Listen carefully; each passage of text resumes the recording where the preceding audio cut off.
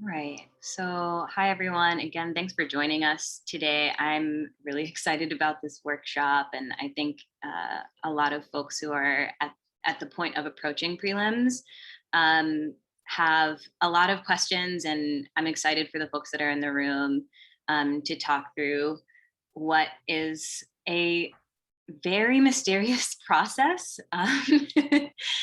So I really appreciate E and AK and Unha for agreeing to join our discussion and help us demystify what it's actually like to experience it in the flesh, and also for Casey joining us to talk more about some of the logistical and administrative parts of the process, so that maybe we can start to piece together a more coherent picture of what this process is like.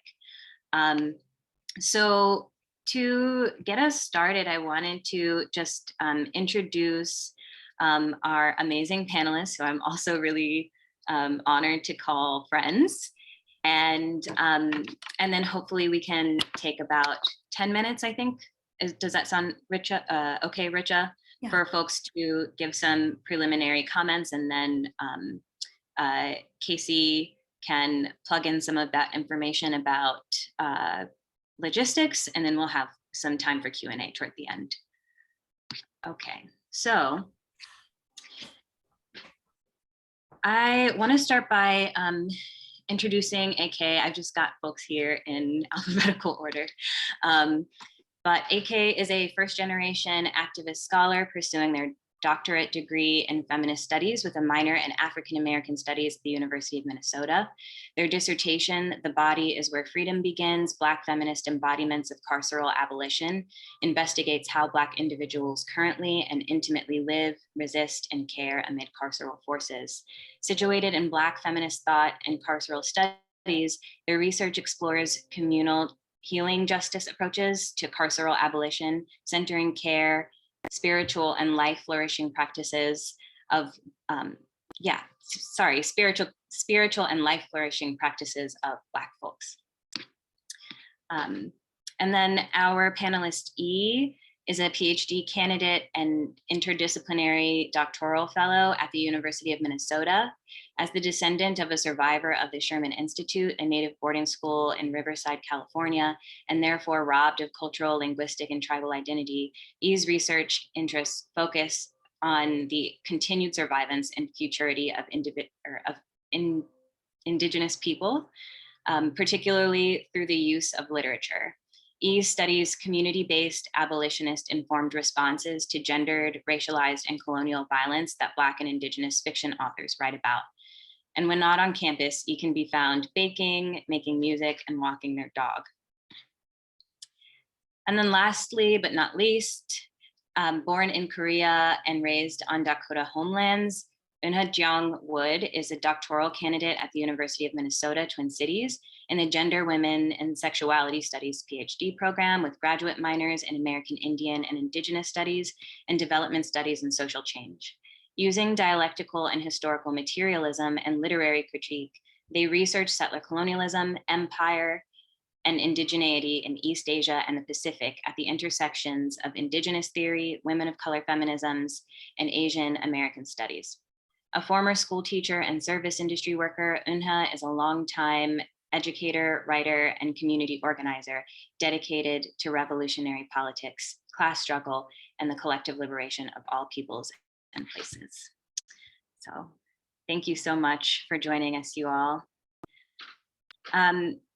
So to start us off with some preliminary remarks about your experience taking prelims, would anyone like to start out with some of the points that you wanted to discuss about your own experience? We can also sort of follow the flow of introductions if that's comfortable for folks. All right, so you want to take it away, AK? Yeah, thank you so much, Mariah, for that beautiful introduction of all of us and welcoming us to this space. I have some informal remarks about my experiences during prelims, and I'm very happy to be here to share my experience to hopefully help uncloud some of the mystification of it. Okay, so I'll begin by discussing my prelim documents. So I had two subfields, which were Afrofuturism and Carceral Studies. And then I'm just going to detail a timeline of the documents, because I thought that might be helpful. So how did they come into existence? And then where they went and where they are currently now in terms of my dissertation process and my process beyond the prelims. So my first subfield paper was a subfield paper on carceral studies, and it was a paper from genealogy on transcarcerality. And then I further edited it because I was invited to do a colloquium with E. And then afterwards, I learned about an issue I could submit it to. So I did edits specifically to address that article submission. And then I was doing that the same semester, with the semester before I was doing my prelims. And then afterwards, I submitted that journal article to my committee, and then I edited it to make it more broadly show my knowledge of the field. I think there's a lot of mystification about what exactly a subfield paper is. And it's just a demonstration of how you understand the field and your interventions in it. That's basically what it is. Just saying, I know what I'm talking about, and this is how it relates to things I'm interested in. So I edited that our journal article to be more broadly show my my knowledge of the field. And so I added way more sources and specifically tied it to carceral studies. And then a version of that paper later became an article that will be published. And then for my second subfield, I started that in a dance class for the pedagogy course. And from that course, we created a teaching philosophy, a syllabus, and a rationale. And I combined elements from all three for my syllabus and my rationale. And then I further edited it for my committee by taking stuff from a paper I had wrote in another class about Afrofuturism and Janelle Monáe, because the course was on Janelle Monáe and Black feminism.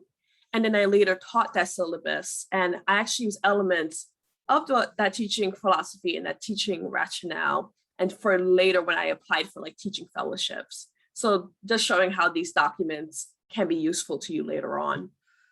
And then I did, for my dissertation prospectus, I did the SSRC, the Social Science Research Committee. And back in the day when it was called RIGS, it's called RIGS now, I did the DISC proposal workshop my second year, the summer and spring of my second year. And that basically built the foundation of my prospectus. And then the prospectus I brought out, that workshop was only 5 pages. So then I expanded it to the later 20 to 30 pages it became by spending most of the fall researching and expanding those proposals I wrote. Now I'll move on into like how I formalized my committee. So my advisors are Professors Terrian Williamson and Cecilia Zoke. Terrian was my minor advisor in African and African-American studies. African and African-American studies, yep. And Cecilia was my DGS when I was a first year. So she automatically became my advisor, because the DGS, at least when I was a first year, became your first year advisor. And she basically stayed my advisor from the start. And then at the beginning of the fall of 2019, because I prelim spring 2020, I met with both of them at the beginning of the fall semester to formalize a co-advising relationship, just for we can understand who is going to give me feedback, what steps I need to take to complete the prelims, and to just update them on my process of creating these documents. And then basically I went to work afterwards. And then I needed other members of my committee. So I basically did interviews. I just like emailed people and said, hey, do you want to meet up for coffee? Do you want to can I come to your office hours? And I just like went through 2 different people. And eventually I found folks that I thought would fit my committee. I will say though, I did end up with someone on my committee who I thought would work. I thought I would work with, but I actually ended up not necessarily needing their expertise. They were a great person, but I just didn't end up actually needing their expertise, because when you write a dissertation, the materials, your ideas, your chapter outline, all of that stuff changes. So you're not wedded to your prospectus in any way. So I thought that I would be doing more stuff in that specific field of study, and I ended up not doing that. So she won't be on my committee in the future. So I will eventually get back to the process of interviewing folks for my dissertation committee. So I basically took the full year to do my prelims. I finessed my way through coursework and finished my coursework in 2 years. And then my last requirement, my third year, would have been my dissertation, like writing course, the research and writing course, but SSRC covered that for me when I was a second year. So I had no coursework, but I was TAing. I did 75% during the fall and 50% during the winter. And that definitely took up some time. So I was not just writing, I was also working. And by fall, I primarily worked on my prospectus and small edits of the subfield documents because I had already written most of them due to the coursework and including the papers I wrote in coursework in those documents. Then I met with my committee members in the spring and did further edits during that time period. And then once I felt like it was where it needed to be, I then submitted all 3 of my documents to my committee. So I was trying to figure out like the steps of like the timeline of these documents. So while I did use some of the documents in further things, I realized I barely use any of the writings from my prelim for my dissertation. This might be different for other folks, but I felt like what I was interested in kept shifting and changing into new research. So rather the prospectus for me was a way to figure out what I potentially was trying to say and what mattered to me and how to say it. And this gives some preliminary thoughts about like, this is what my dissertation potentially will look like. And I predict that because I did such a heavy lit review for my prospectus, that will later become the introduction to my dissertation, because in a way it does feel like it was an introduction into my dissertation research. So now I'm going to talk about my major issues. So my major issues was not the writing during the prelim. I felt that I had done enough work in my other courses that I was prepared to do the writing for the, and I felt that my committee members understood my research. I didn't have to really argue with them about it. They were all down for everything I did. I think what happened was I had prepared myself to write and had time to sit with my writing and feel confident in it. But what I felt completely unprepared for was the emotional and mental weight of the administrative task. I wanted to be done by a certain time period, and scheduling 5 people with so many doodle polls, and following up to make sure that they did those doodle polls, and then having to edit those doodle polls. And I basically had to make a spreadsheet of who and availability was. I straight up had somebody who said that they were gone for 1 month and most of the other month. And I wanted to be done by May, and someone was like, oh yeah, I'm not here March and I'm barely here April. So trying to figure out a timeline to connect all those different people was a lot. Also, I had to, I not only did my prelims, I also did a master's. So I had to gather signatures from my advisors, the DGS of both African and African American studies, and also GWSS. And then having to, I'm not sure if they're still doing this because of COVID, but I had to transport a physical paper document from meeting to meeting. And then having the graduate school say they didn't believe my signatures, and then having to go back and get new signatures. They finally relented with my signature requirement because the COVID started happening during March. Yeah, that's another thing. I did a prelim halfway through the pandemic, which was always also an interesting process of like being able to see people then completely going on Zoom. And then I had to do a grad plan for the masters and prelims. I had to make sure to follow the paperwork of those processes, because if you look at the handbook, there's like these arrows and these boxes of like these different steps you have to take.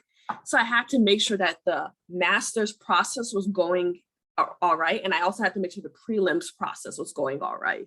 So I had to make sure I did them in the correct order and make sure folks were doing their job, so that signing off on the processes, so that each step could take place so that the next step could begin.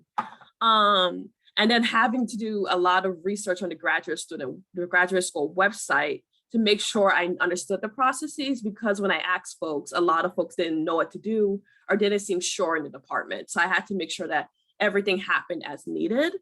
Hopefully, folks know more about the process now after my cohort had gone. But back then it was just like a lot of questions up in the air. So like, I think that's what's happening, but not a lot of uncertainty. So it was So I think in order for the prelim process to go better for like future students, I think what would have happened is that we either make it more clear in the handbook or to do more workshops, or the grad school just needs to rethink its convoluted processes about signatures and plan this and like all these different steps that it has. It just needs to rethink that because it's a convoluted process that doesn't really work for the century that we're in. But I don't think it will change anytime soon because the academy is notoriously like hard to change and hard to move and hard to shift.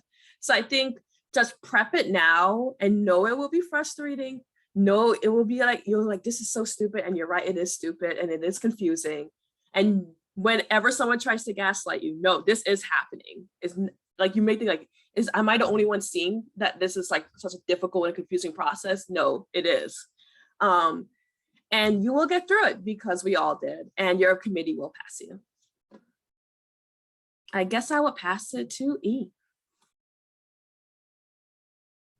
Sure, thanks. Thank you, AK. All of that was, yeah, really similar to what I experienced, and also in some ways different because, yeah, I think you were slightly ahead of me and maybe endured some stuff that I then, in the wake of, benefited from your knowledge.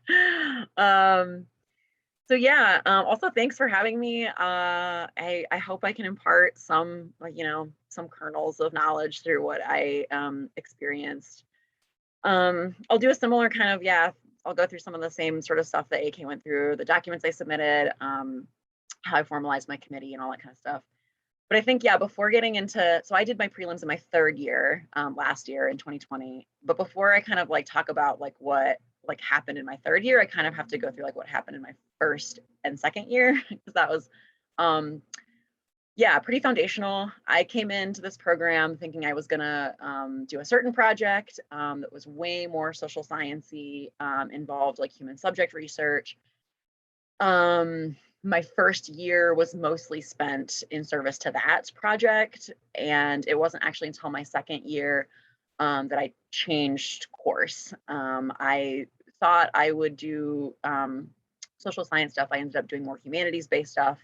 I do literature now, so I don't deal with real people. I deal with fictional people in my research. And so basically everything I worked towards in my first year, all the kind of things I proposed, the coursework I'd been doing, it didn't count for nothing, but it kind of was in service to a different project at the end of the day. So that, coupled with the fact that the two people I came here to work with actually ended up leaving the department and the institution, one person did. So the two people that I was here to work with were no longer able to support me. So I kind of was left floundering a little bit in my second year with a new project, with no advisor or, kind of prospects of anyone. So what I ended up doing is just kind of asking the DGS at the time, who was RN Ijura, if he could just sort of like be my interim, advisor, just basically as like the bureaucratic, like seal of approval, signing things that need to be signed, stamping the things that need to be, just doing whatever he could to just like get me through. And then I was like, just get me through the prelims process and then I'll figure it out on the other side, just like rubber stamp things and then we'll work it out. Because his research area isn't really, and background isn't really in the same things that I was researching. So it was more just a matter of convenience or just sort of in service to trying to get myself through this stuff. So really, I kind of had to start, not entirely from scratch. I still was looking at abolitionist stuff, but fortunately, yeah, AK and I and the rest of our cohort got into the RIGS dissertation proposal writing workshop in our second year in the spring, and then also the SSRC dissertation proposal writing workshop, like AK mentioned, in the summer. And that was really helpful. That was really right at the beginning of my rethinking of my project in that process. So I was able to actually craft a lot of what would become my prospectus through both of those workshops, and having like that really solid institutional support and just like working through and drafting and getting feedback and getting people's eyes on it. So that was really helpful, and it took away some of the anxiety of having to start over. I also, during spring term of my second year, our cohort was all in Eden's class, the pedagogy class. So I really appreciated that that class really was meant to produce a teaching statement and a syllabus. So I had my focus. I knew what I wanted to make my syllabus on. So that those two things, those workshops and having that pedagogies class really helped me to move forward kind of with a more sure footing. And I just like don't know what I would have done without having both of those to like push me to do that stuff to catch up. So I also went into my third year having to take coursework because I, for some reason, decided to double minor. So I have, you know, the feminist studies PhD major, but then I'm comparative literature minor and also an American Indian and Indigenous studies minor.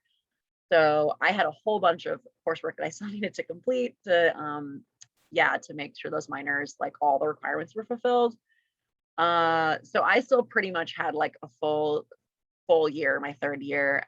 But knowing that I had, you know, to write and hone all these documents to finish by and prelim by the end of my third year, I really took that third year and was like, okay, I can do all this stuff in service to the prelims. If I have the prelims in sight at the end of this third year, all my coursework that I'm going to do needs to be to like help me towards that goal. So I really, you know, took a lot of my things that I had been working on, and then I also knew I had to do a subfield paper, and so I really just worked on all that stuff. I made sure I wrote my subfield paper in a, I took an independent study with Chris Pexa in the English department.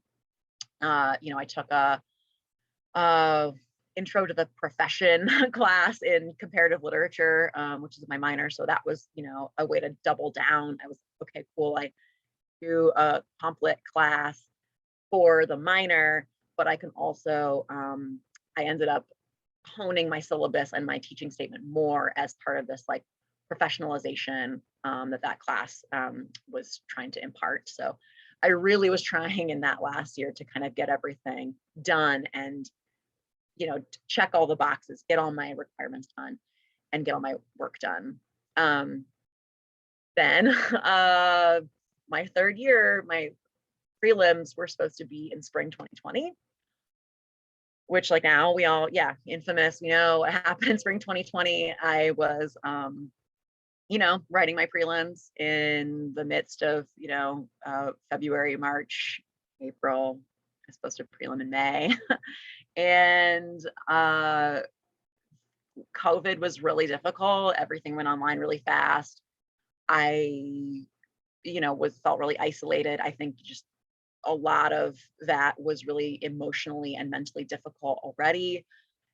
And my topic area is, you know, one of my subfield paper that I was writing at the time and editing is on violence.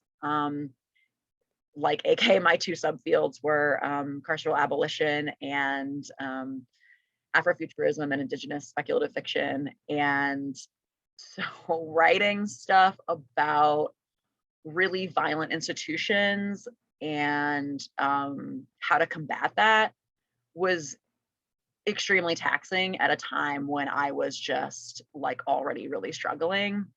And I told my committee members that. Fortunately, I think that if the pandemic has taught us anything, it's to listen to, you know, concerns about mental and physical health and give space for that. And I really hope that that continues. So I told my committee, I was like, I'm going to work on these things. I'm going to get everything done as best I can, but like, I don't know how much more than that I can do. I don't know how much more like feedback I can take. I don't know how much I can really like commit to doing this process in a longer form. I was like, you know, I've been doing this for months now and it's just feeling really untenable. And they're really receptive. They had feedback, but it was all really helpful and really gentle, which was nice. And then I was scheduled to do my defense and George Floyd was murdered. My defense was scheduled the Friday after he was murdered. And I didn't think that I could defend at that time. One, because it just felt like that was not,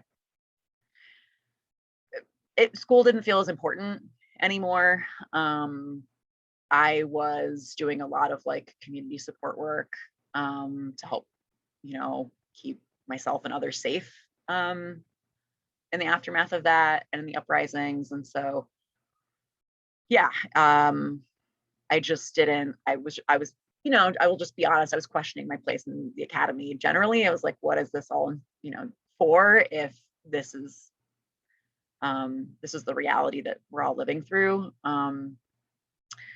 But I managed to reschedule. Everyone was really amenable to that, fortunately.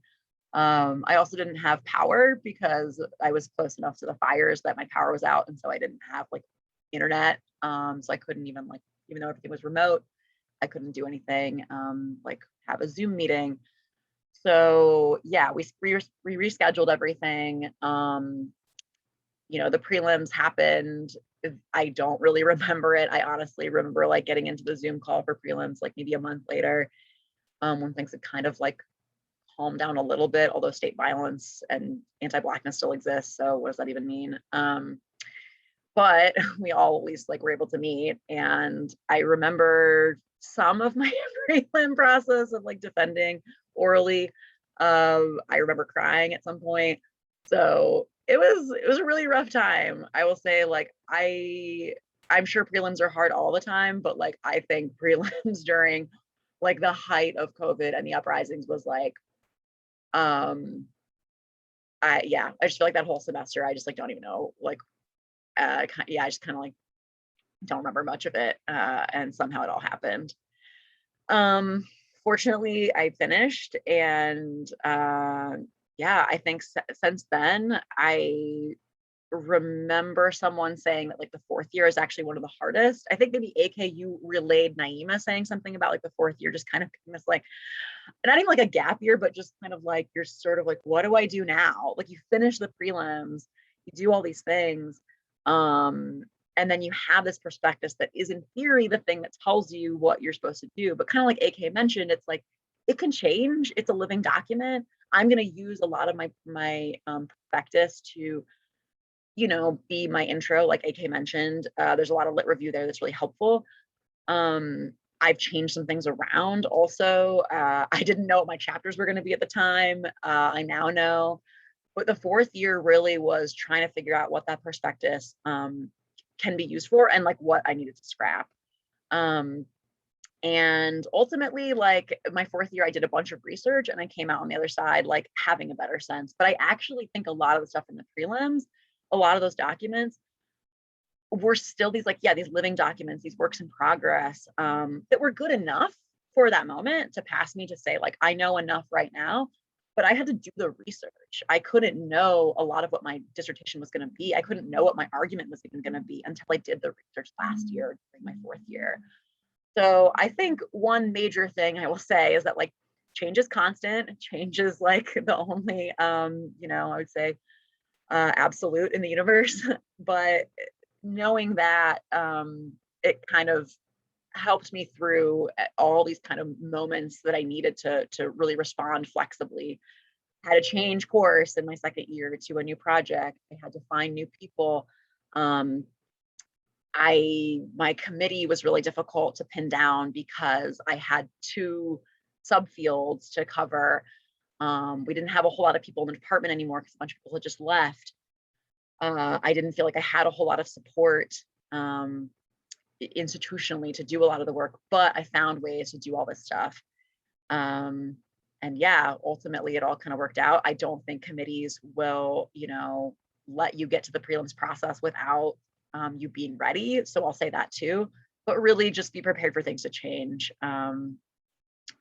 Change is the only constant. So I'll leave it with that, and I'm happy to answer any other questions.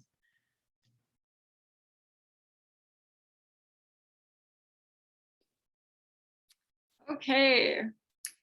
I'm learning so much, and I already did prelims. Supposedly, because it feels very ephemeral actually in my mind too. So let's see, we've been talking for about half an hour. I'm just trying to make sure I don't like just start talking and talking. I'll follow a similar format. I did take some notes because Gemini brain goes like, okay. So let's see. Yeah, so I prelimed last May and I'm in the start of my 4th year. And Richa and Mariah, thank you for organizing this, because I think learning from other grad students is has been crucial, and that's really been really important over the past 2 years. So I came into this program, as it said in my bio, I was a school teacher and I had just been like a worker, but also an academic. So my undergrad was in journalism, and then I had a master's in English that as a single parent, I'd been hoping to teach community college back in the day. But then there was just the, what do you call it? The economic downturn, and everybody in the world wanted to teach English compact community colleges. So then I became a teacher. So anyway, but all that to say is that I did a lot of coursework, because the project that I came in wanting to do, even though something like English gave me something of a foundation, because I do literary critique. And I also wanted to do language. So the first 2.5 years, I did coursework, and it really kicked my butt, because the intro language classes are 5 credits and 4 credits. So that's also really gonna mess with your credit load and how you're gonna pay for it and those sort of things. Are folks here, are you in 2nd year right now, 3rd year? No, yeah. 3rd years, okay, yeah. So I was just gonna mention, there are things that I didn't know, coming in, I would have applied for the FLAS, but I didn't know that existed, the foreign language area studies scholarship or something like that. So it's called the FLAS. Yeah. Yeah. So if you, that's just an aside, that if you do want to do language, that is something to apply for, that will help you with credit loads and other things, and gives you a nice stipend also. Okay. So I did the like AK and E, I did the prospectus, a subfield paper, and my syllabus. And I don't know, I would really emphasize trying to use your seminars to draft some prelim papers.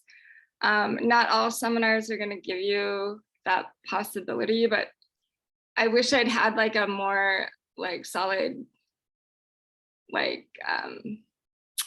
forward-thinking plan on that in my seminars, that how can I use these papers in my prelims or for a conference, but I didn't really have a grasp of that, I don't think, until my 3rd year actually. Let's see. And to be honest, I'm an ICGC fellow, so I did do the ICGC dissertation seminar, and then also I think it was the Riggs one as well. And then I did a workshop with Gabriela Spears Rico applying for the IDRF fellowship. And I think those are really helpful, but I also got a lot of conflicting feedback, because different departments have different requirements and they just have different formats. And so my IDRF proposal, which is a 10-page proposal, I got all sorts of different feedback from that, and then I got really different feedback from Martin. And then my advisors, I have 2 co-advisors, and so it actually did feel really confusing. And then talking with other people in my committee, it took me a long time to figure out what they defined as a subfield paper. So I don't know, I think overall, I felt like the whole thing was very confusing. So anytime email me if you have a question or want to talk. Because I feel like there are a lot of things where they thought I knew it or like it was implied, but I actually had no idea. So, okay. Yuna, can you say a little bit about how that got resolved? Like, ultimately who was able to sort out this conflicting feedback for you, or did you have to do that yourself? A lot of it I did myself. I would say that I'm like pretty proactive about finding or like seeking out information if I know what the question is, but a lot of the time I didn't even know what the question was. And so ultimately, I think about sometime in like the first half of my third year, I fixed on this idea of like, who is the faculty, whether they're on my committee or not, who like supports me, who like gives me clear answers. And I try to identify those people and try to work with those people. And so eventually, and it was COVID and it was very isolated, like you said, that like I couldn't get meetings. Like it would take me sometimes 3 months to get a meeting. And so I eventually, one of my committee members, I had a meeting and they either like speak my language, because a lot of times everyone just not everyone can communicate clearly with each other. And I was able to finally get some clear answers, which was really helpful. And it was actually someone from Riggs who kind of understands then like both Native American Indigenous Studies and GWSS and American Studies. And so they had this like insight as to kind of what I was going through, because my project is sort of extremely intersectional, like, or like interdisciplinary. I mean, it's just, right. I have like Korea studies people, I have Native American Indigenous Studies people, I have literature, Asian American Studies, GWSS, like, it's just like, yeah. Okay, so I don't know if that's helpful, but ultimately I had to just like keep seeking out a person who seemed like they cared about me, which is actually kind of hard sometimes in academia, right? And who I felt like I could get a clear answer that I understood. Okay.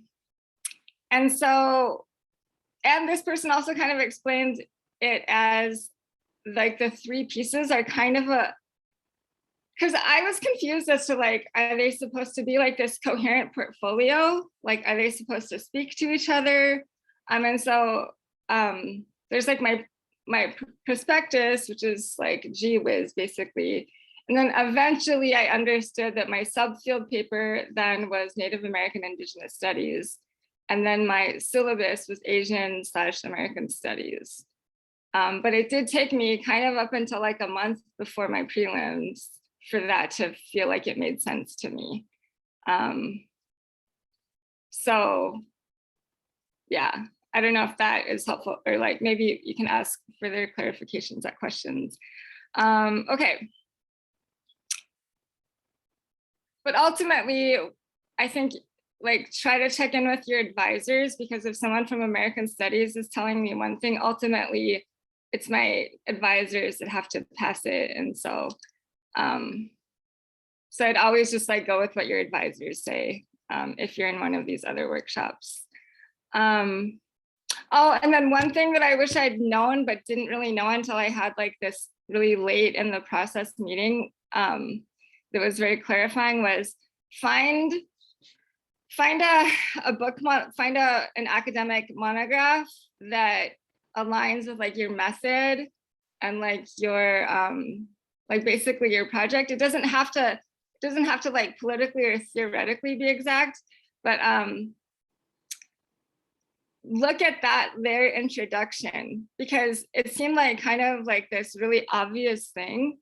But if you can model your prospectus after a really clearly laid out introduction, that would have been a really helpful model for me, because the whole time I was like, it seems like I'm supposed to know what the format is, but they keep telling me it's open. But then when I get my drafts back, they're like, do this, but I don't know what that means. And so if I just modeled it after a really nicely organized introduction of an academic book you like, I just felt like that would have been really helpful.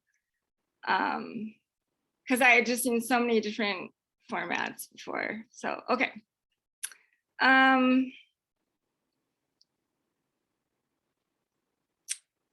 Let's see. And my committee, I felt like also like I was supposed to know how to do that, but like doing a PhD is really different than doing a master's.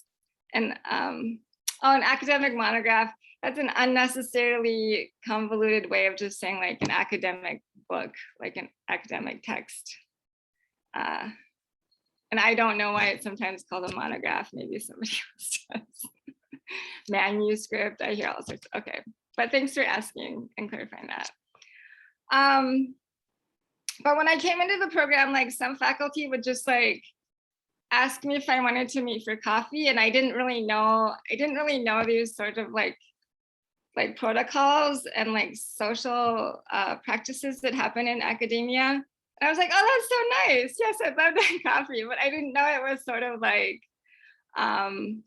that I should be thinking about like who I'm going to work with. And because I did have an idea of who I wanted to work with when I applied to the program, and I talked about them in my application.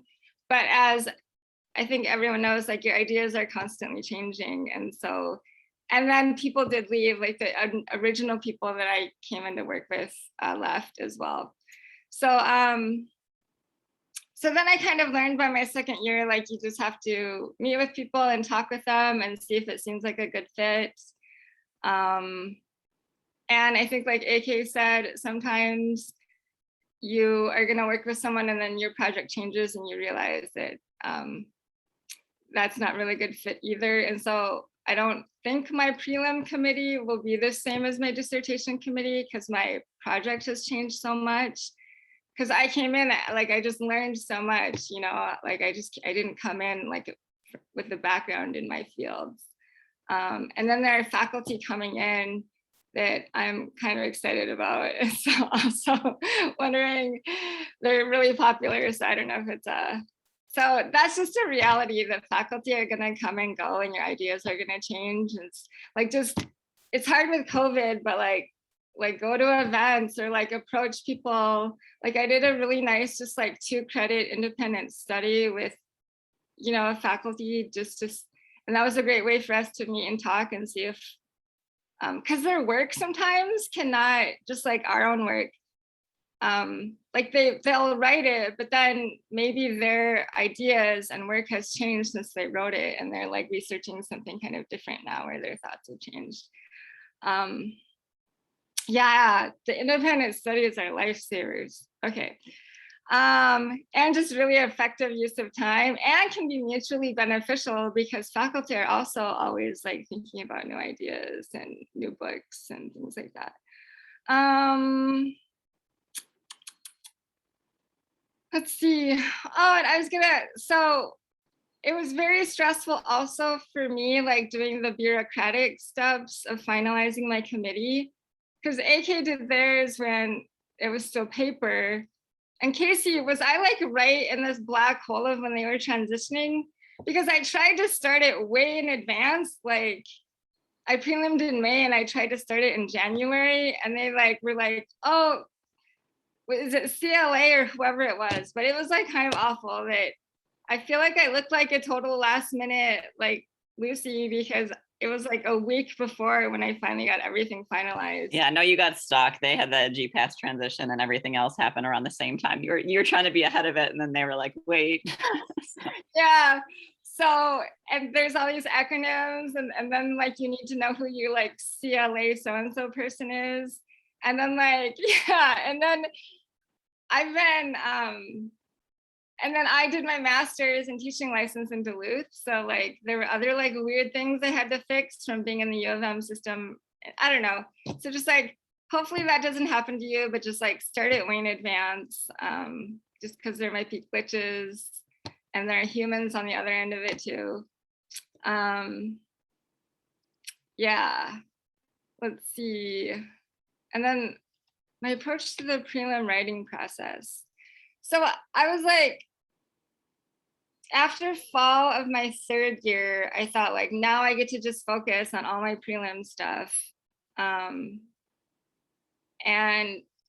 I felt there's this, so it seemed like everyone knew that then you make a reading list and then you make a reading schedule. And I was like, okay, I know how to do that. I don't know. There were just like all these things where I just felt like I didn't have a lot of advisor contact for lots of various reasons.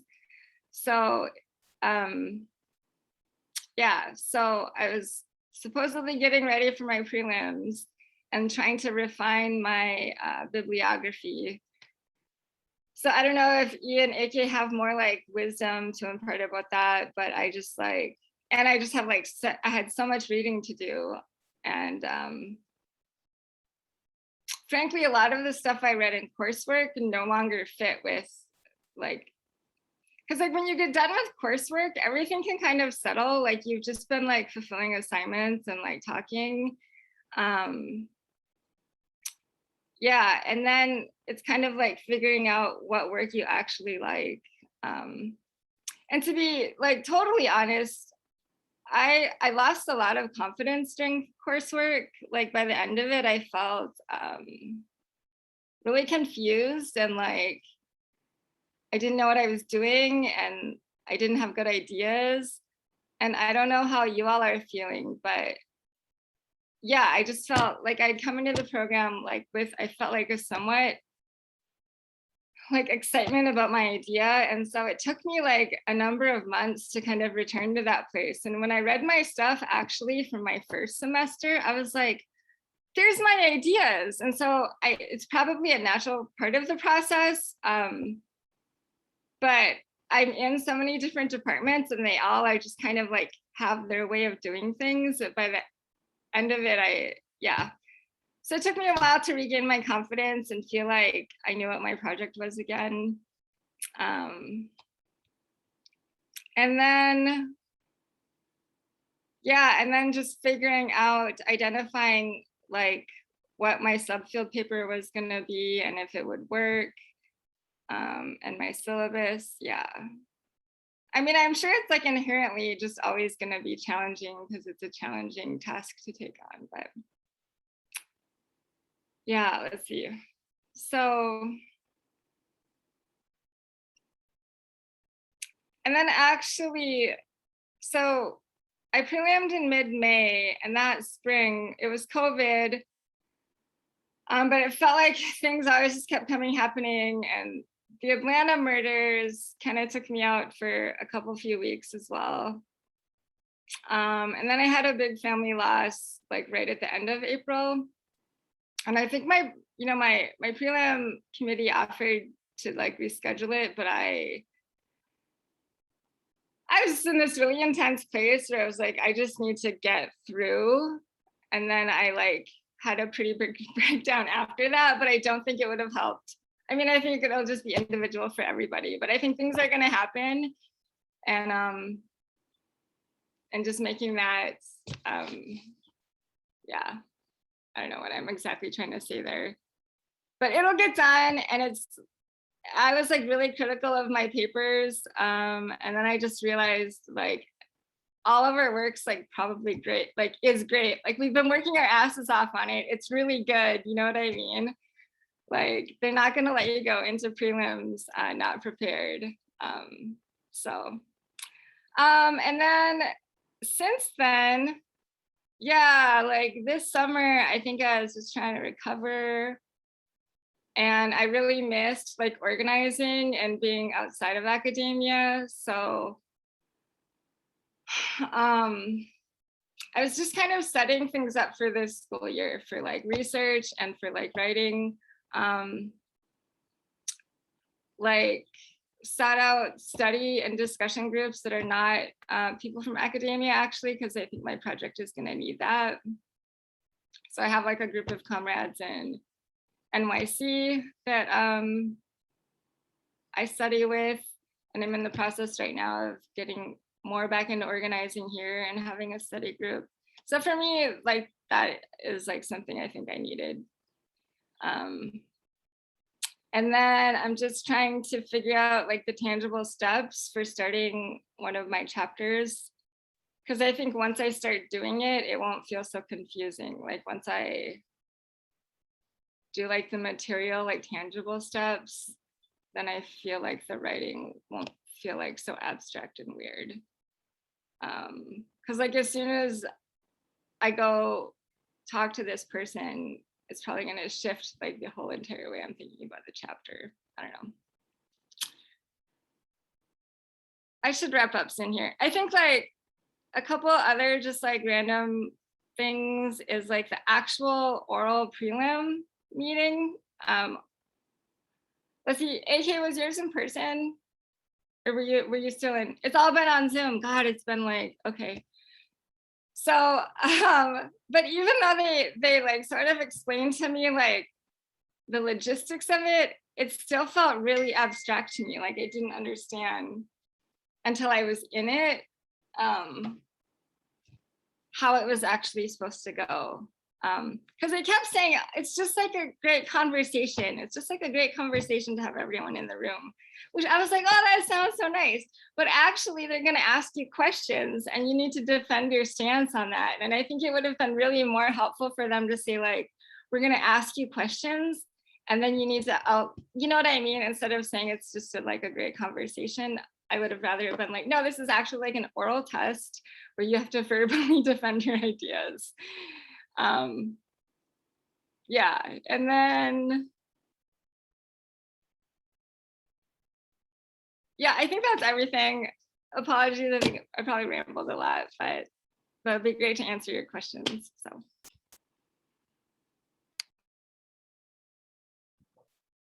Okay, thanks everyone. I have already learned so much and I have a lot of questions percolating.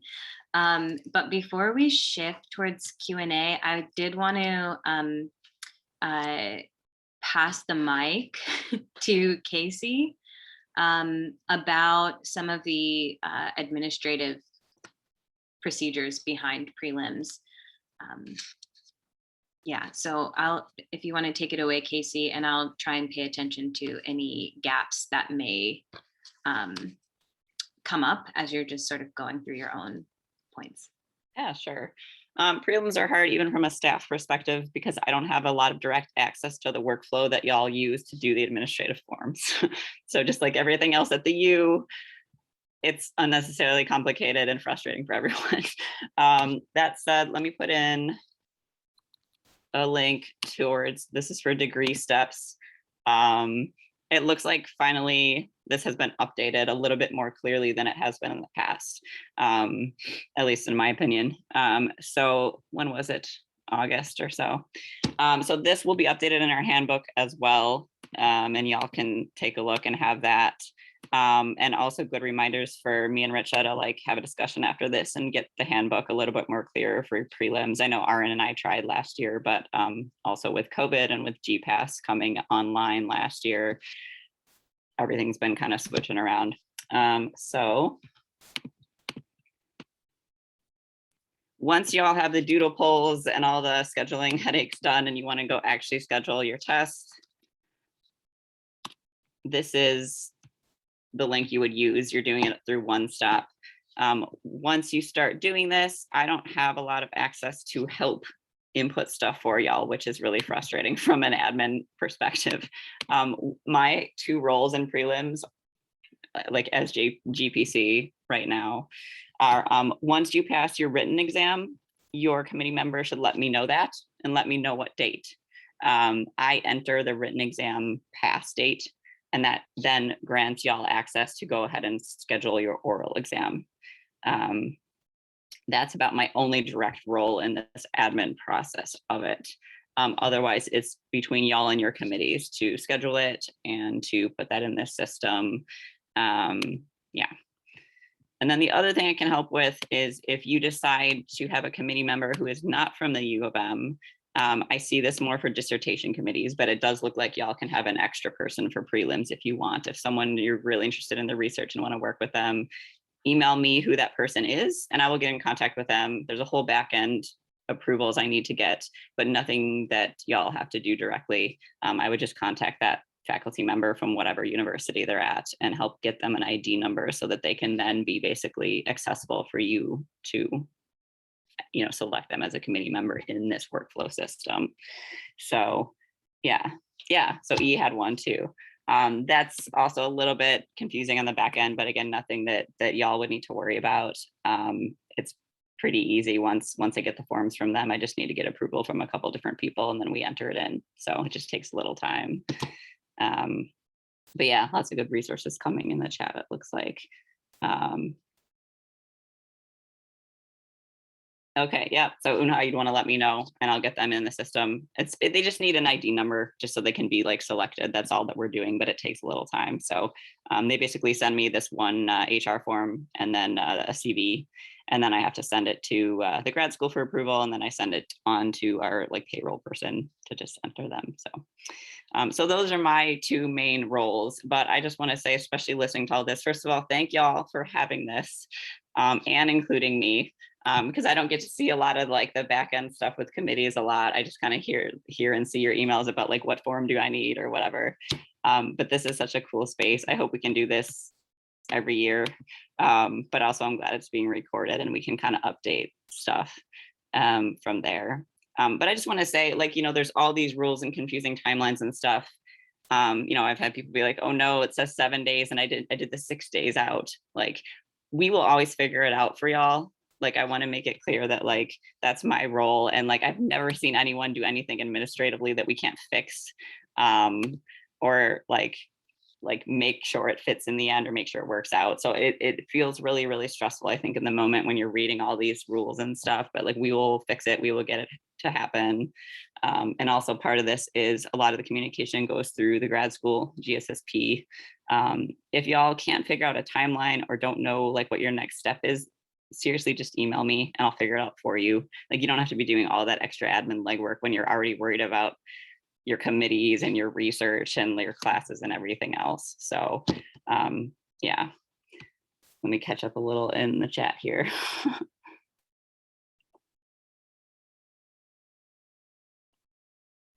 Yeah, I think that there's a lot of questions circulating in the chat about the procedures for getting the master's, which I can jump in if that's okay. Go for Just it. Yeah. because Go ahead, so one thing that like confused the hell out of me was which masters. There's a master's A, there's a master's B, and there's a master's C. So which format do you do? And it is written in one sentence in the handbook. So once you find out one sentence that says you can apply for a master's B, you're like, oh, the master's B.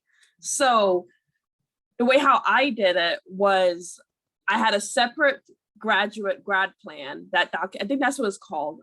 It's been a couple years, but I think the grad plan, I had a separate grad plan, and it had to have, the only difference was that it had one box that checked master's B instead of PhD. So it was instead just the same grad plan, had to get all the signatures for it.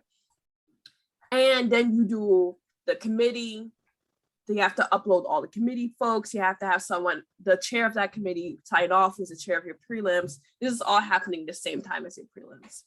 And then afterwards, you have to submit different forms. So I'm not remembering the process completely, but I know it's listed out in that link. You have to submit these different forms. And then another thing that's different from other parts is that you have to apply for graduation. You're not actually graduating, but in order for you to get your master's, you have to say that you're graduating. And you have to have proof that you passed your prelims in order to do that. Yeah, so it's the same process, but it is just the same grad plan, also adding committee members, also adding forms, but then afterwards you apply for graduation. That's the most different step. So I got a master's, and I got like cute little, it was mailed to me in a cardboard box. And the reason I knew to apply for it was because I heard other graduate students were further along. Actually, they were older than me, but graduate students who were further along tell me like, I got my master's, and I said, how did you do that? They're like, I did the steps. So I had to figure out, was it master's A, B, or C? Once I figured out it was master's B, then I followed through those steps, and then those steps helped me figure out the steps of doing all those different forms. The reasons I got a master's in case I left the PhD program. just to be honest. Yeah, Just I mean, in case I didn't want to leave without having a degree in hand. So that's the reason I went and got my master's. And it's also helpful if you're like me, who just came straight from undergrad and just wants to have another degree under their belt. Yeah, I just want to, just wanted to say that the same thing that AK said in response to your question, because in my a lot of people, over about 3 decades that I've been in the academy, I think almost all the time, the students who are unsure about their relationship with the PhD, whether they were going to go through the whole thing, and also just to have other options, that what if this program doesn't work out for me, or so never do the advisors or committee members recommend that, although they should, and I have done that sometimes, but yeah, mostly it's students who want to make sure that they have at least one degree. And why not, if during the completing the comprehensive exams, if you can also get a master's. I've also had a student who, at the time when they filed the dissertation, they also got the master's. So so that's just something to definitely think about. So to clarify, you could do it retroactively, like when you file for your PhD. Okay. And then secondly, so it's not any more work, it's just other paperwork. I did it the same time by my prelims, just because it was very similar, forms. So I just did all at the same time. But you can definitely do it at any time. Because Arn did have me, similar to E, Arn acted as co-fi advisor just as a safeguard. And he told me to, on that GPAS thing, he told me to mark one of the MAs instead of the PhD. And I didn't really question it, I just did it. So it's a little confusing. So I don't know why he had me mark MA instead of PhD, unless he's thinking that I want to get both just automatically. He must have been. You might want to follow back up with him. He probably was thinking that you have enough to qualify for the master, so might as well get that in. But maybe just follow back with him on that. Yeah. Okay. Thanks for all that.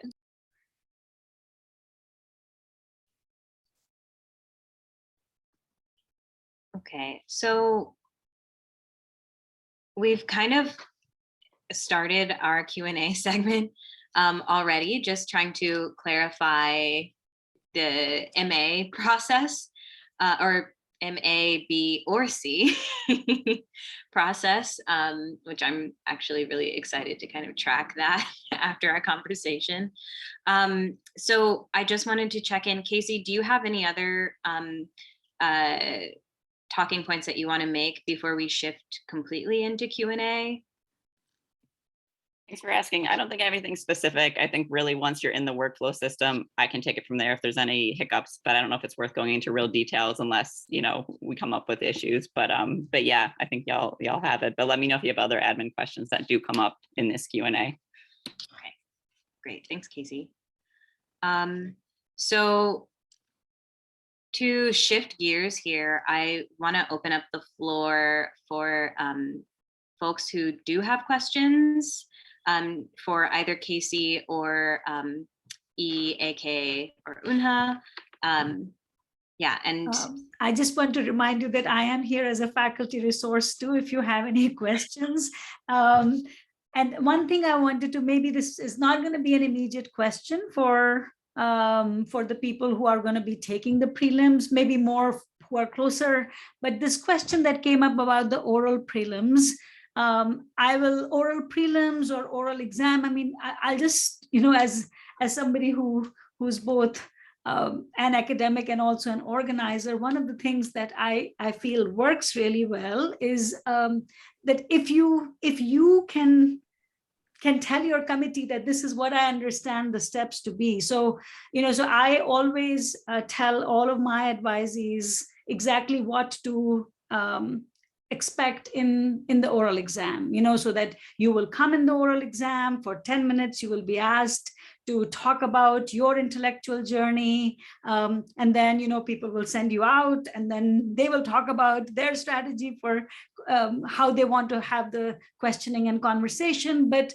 also just the way the whole thing will flow, and this this tension between what a great conversation is and what that oral testing is going to be. And then once I make those steps clear, then also the students can then communicate with the committee. Well, this is what my understanding is. Let me know if your understanding is any different. So I think just having that kind of shared understanding and a shared accountability to the process is very helpful, especially in a situation like what you were describing. And I remember around your prelim time, there were so much back and forth with Casey and me because the committee was so diverse.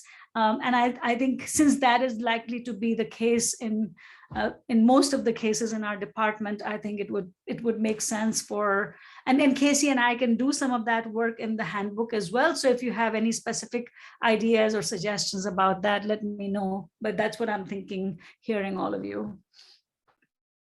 I could talk a little bit about also I barely remember my oral exam. I felt like all I remember is leaving the exam, submitting the paperwork, getting a Nintendo Switch, and then playing Animal Crossing for the next 2 months. Because that was also during the uprising, and that's all I could manage to do. And somehow teaching a course randomly. I had one day a week where I logged into the Canvas, did some stuff, and then I logged back out. And so during the oral exam, I started, it was the middle of the pandemic. I didn't really feel like doing any kind of heavy writing.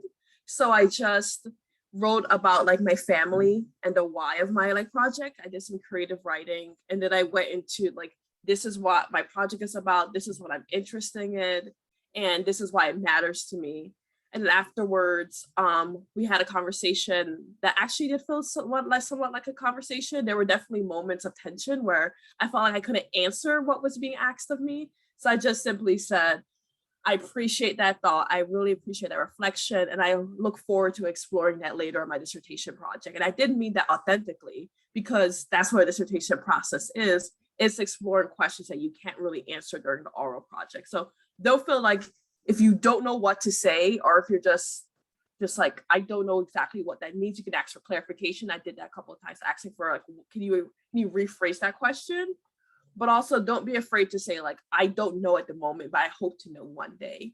And then afterwards they went into a breakout room because it was over Zoom. So they went into a breakout room, and then I went to another part of my apartment and FaceTime my friend. And then we laughed for a little bit. And then I heard Zizile's voice calling me back. And then I hung up on the phone, went back to them, and they're like, well, okay, I'm sorry, but you passed. And I was like, why did you make a joke of it? That still confuses me to this day, why Zizile faked me out like that. But yeah, it was so, I was too, she's like, you didn't believe me, did you? And I was like, yes, I did. Because your nerves are so tight at that moment. So then I passed, and I was just laughing and having fun with my community, and I was just so grateful it was over. And then I had to make sure the final form was submitted. So then I had to email. And once that final form was submitted, I just went on to my mental escape from the department and from everything academic. Yeah.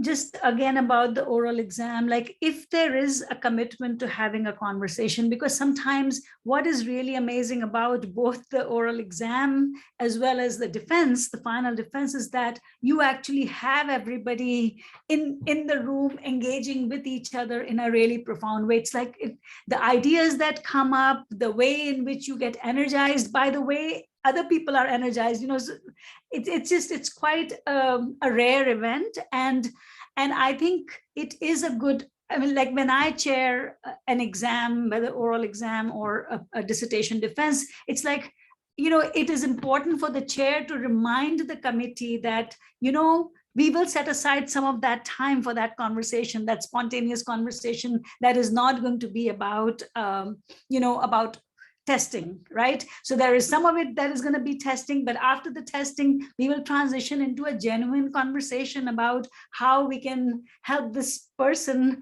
develop the most exciting project, or once you are done with the dissertation, then where does this, what is the afterlife of this dissertation now? So but I think, again, like if we have all of that, sort of like this is the ideal exam, or this is the way a dissertation exam can go, something like that. A prelim exam can go, if we can lay it out like that in the handbook, perhaps it would answer some of your questions.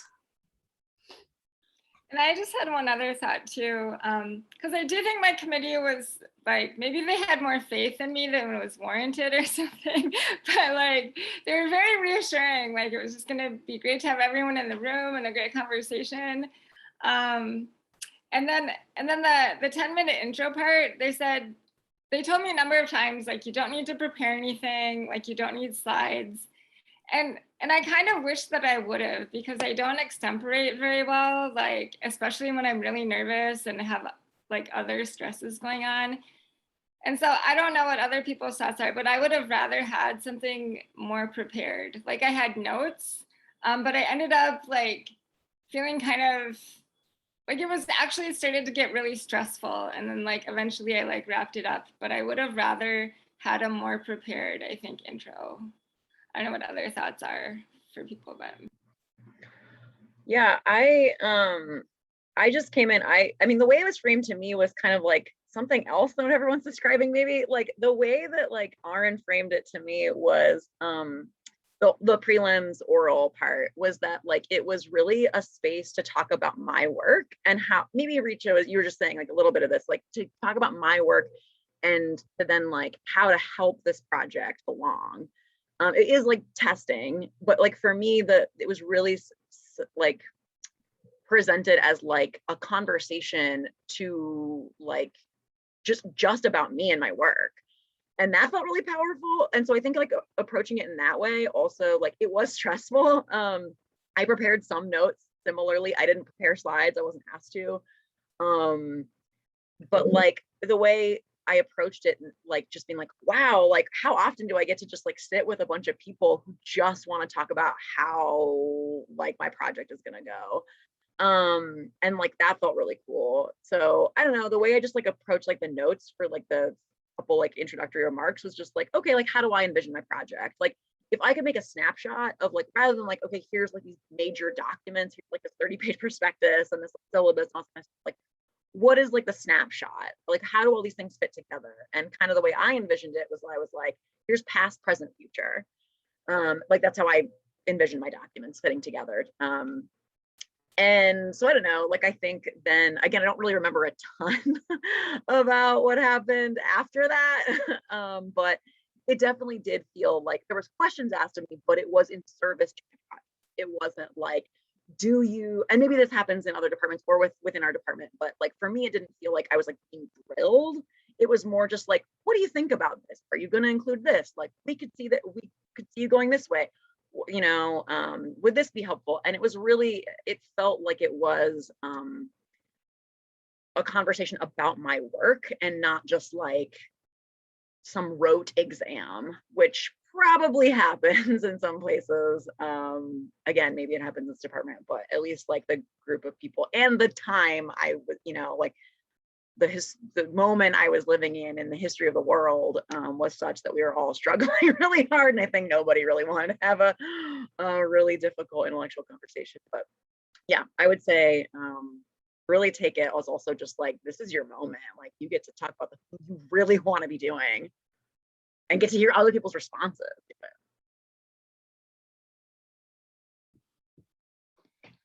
Thanks for that, E and AK and Unha and Rich. Muted. Oh, okay. Sorry. Yeah, thanks, E, for those comments, as well as everyone who spoke just prior to that. I wanted to open the floor for some questions from us junior graduate students in the department who are like approaching the process. So Isaac, Ali, Alex, oh, and Chelsea's here too. I'm not sure. I think Chelsea, you're American Studies, if I remember, but I invited American Studies Yes, students. I'm American Studies. Okay, invited me. yeah, I'm glad to see you here. Thanks for joining us. Thank you. But yeah, if you have any questions about prelimming, I'm not sure how much of the information will carry over to American Studies, but please feel free to ask questions.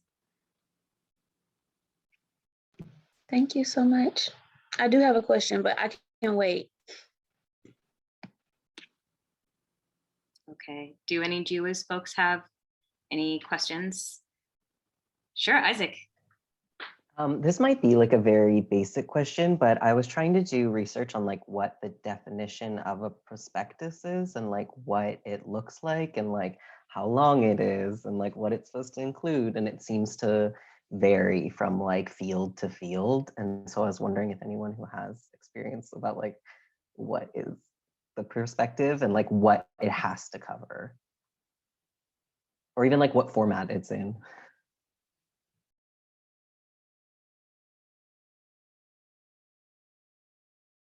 Maybe we could just like, if quickly each one of you could talk about what your prospectus looked like, I think that would be helpful. There is a range. I mean, sometimes people just write, you know, a 15-page proposal. You have to work it out with your advisor and your committee to kind of like make sure that whatever format of a proposal that if you're working on an SSRC, for instance, then like how could that labor become, you know, how could that be expanded into a prospectus? And sometimes people who are working on, you know, literary projects, for instance, their prospectus tends to be much longer. So there's a whole range, but maybe E and Yunha and AK could comment a little bit about what your projects look like, your prospectuses looked like. Yeah, mine was, so my project is on speculative fiction, but it's sort of speculative fiction as it applies to like real world issues of like violence and harm. So I had to first, in my prospectus, I did like a little bit of a background section. So just like, what are sort of the real world things that we're trying to deal with? How have feminists like tried to like deal with violence and harm as this sort of like background, like what's the issue? What's the problem? And then it kind of comes in like, okay, here's how I'm like entering into that. And just, here's what my dissertation work is doing. So then I talked about speculative fiction and how that's really not a site that people often use to think through social, I mean, people do use it to think through social issues, but usually it's not quite taken up like literally on the streets. So I talked through speculative fiction and like defining that. There's a lot of defining of terms, I would say.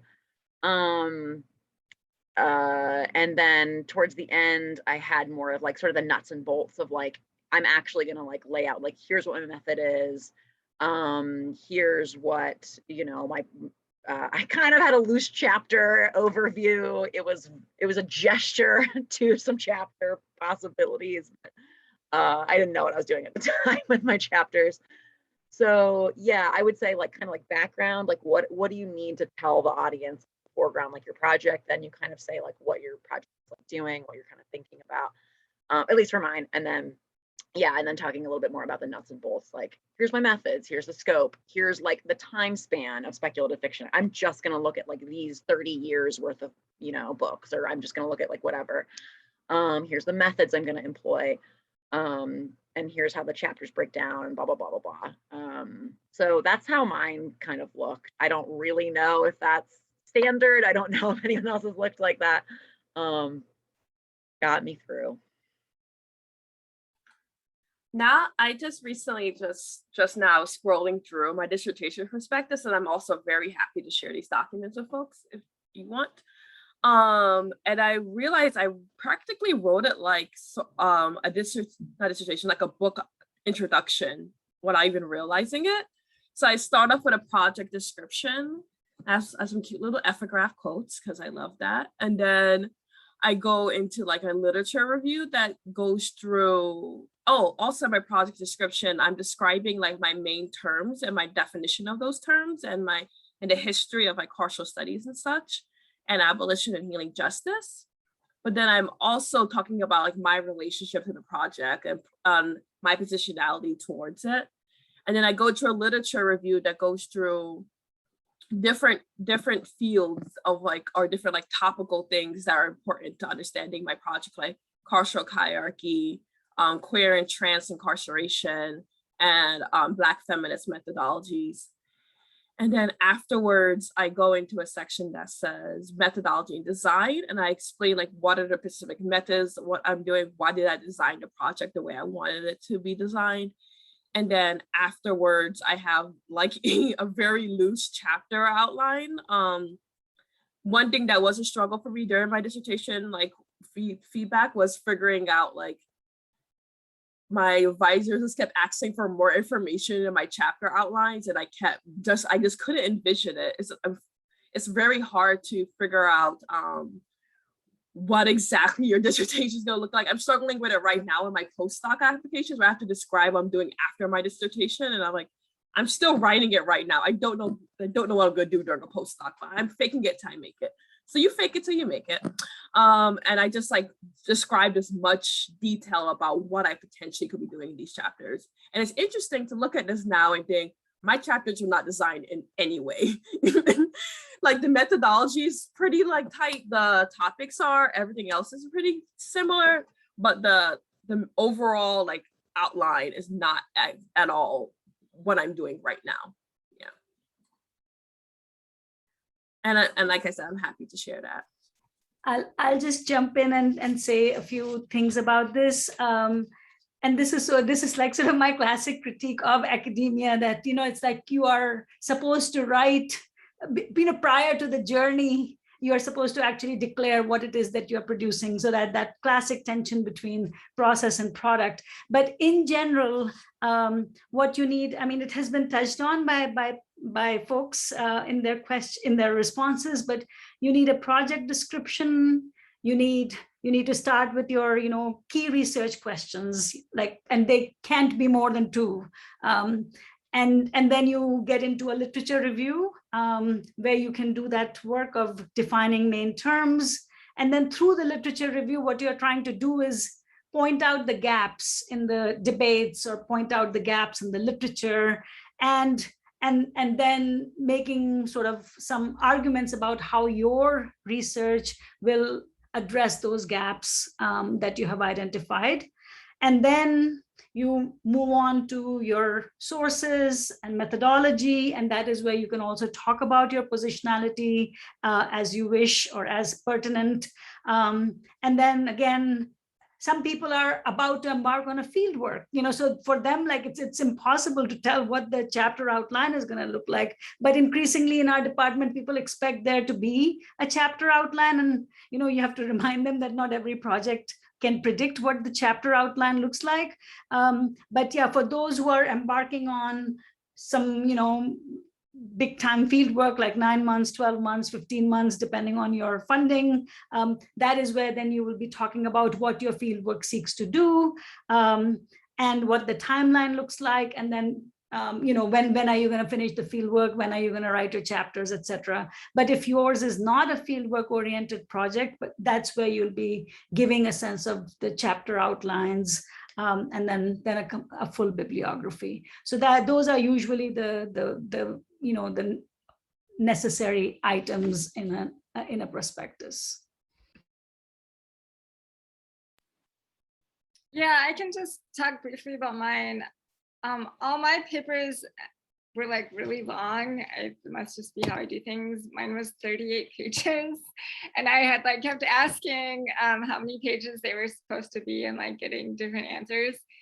But yeah, so I think really similar to what everyone else said, I had notes on romanization and expression of names in the beginning of mine. So I don't know what languages you're going to be working with.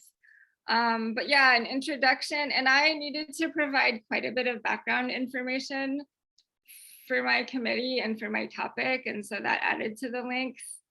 So there was like an overview, an introduction, and then like an overview of the project.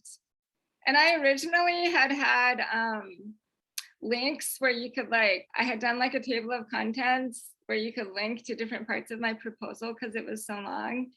But my advisors actually told me to take that out. So I think like, just like go with what your advisors, like, because ultimately like, there's so many opinions, ask your advisors. And B, just to reiterate, like if you can find an academic book that you really like how it's laid out, because mine ended up being very similar to a book introduction, how my committee wanted it. So giving that background, and like there were just so many moments where I felt like, oh, of course after, but like when they asked for a chapter outline, they were like, oh, and put it in a chapter outline at the end. And I don't know why, like, I don't know if it's because I was a school teacher forever, but I like did an actual outline, like with 1, A, B, like, you know what I mean? So there were just like so many times where they like thought I like would like implicitly know what they were talking about, but I didn't come from like a higher ed background or like, I don't know. So then I was like, oh, like in the introduction of like an academic book, a chapter outline like that. So I just do think having examples can be really helpful. And then mine also included after like method. So I did a significance and interventions. I don't know how, and then my literature review was quite long because it's so interdisciplinary.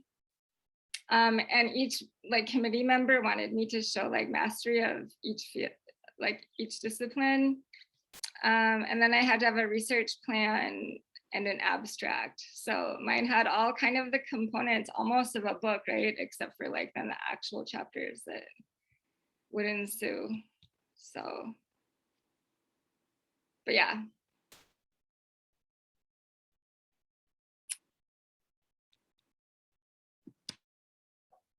Thanks everyone for filling in the gaps on the prospectus. That was one of my question that has like a big star next to it. Like what exactly should that look like?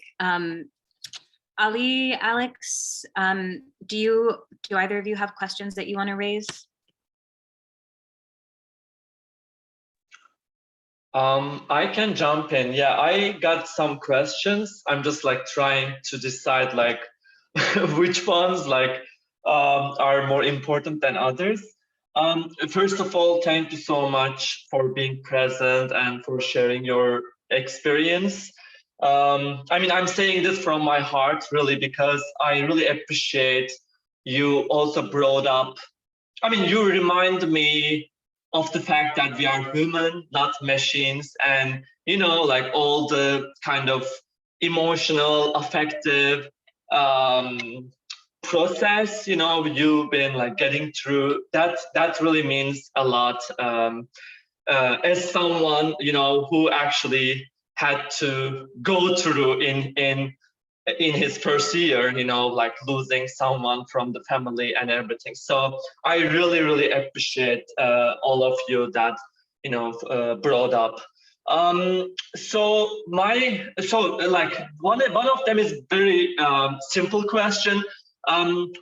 As far as I know, our syllabi does not necessarily manifest our dissertation topic, right? I mean, they, you know, like I written a syllabi on memory studies, let's say like queer feminist memory, because I'm really interested in thinking of collective memory, but probably like my one of like subfield papers will not about memory studies, you know, like so this is what I mean by like their relationship. Also, like, can you just talk a little bit further about like forming subfields? Because nowadays I started to tailor my kind of topic, and of course, like it takes me to a lot of directions, you know, like, you know, I'm trying to travel between like different disciplines, especially as Yunha pointed out.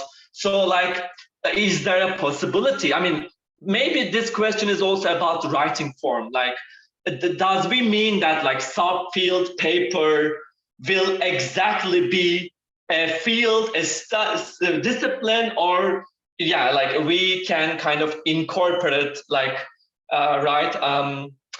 different like different subfields, perhaps, like let's say Middle East studies, but I will be dealing with queer Middle East studies. So, like it's like already an intersection between two. So yeah, and also like because Isaac also asked about the scale, like pages and everything. And maybe okay. If our project includes like human subjects, if we are supposed to go and do field work, like can you like kind of elaborate more on that process, like because I know that we are supposed to like get approval, like kind of ethical approval or something from a center. Sometimes they do require for fellowship applications too. So yeah, these are my questions. Thanks so much.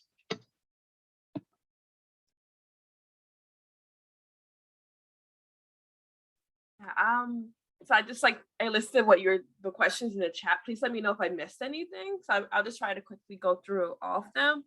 So I chose my subfields, particularly what I academically as a scholar am interested in, and particularly what I believe that like they didn't necessarily have to be they're like cousins to the dissertation perspectives, but they're not siblings. I'm not sure how to describe it because I had one subfield on Afrofuturism, and there's not necessarily Afrofuturist component of my dissertation, but it is something that I, as a person, am interested in because I believe abolition is a speculative process.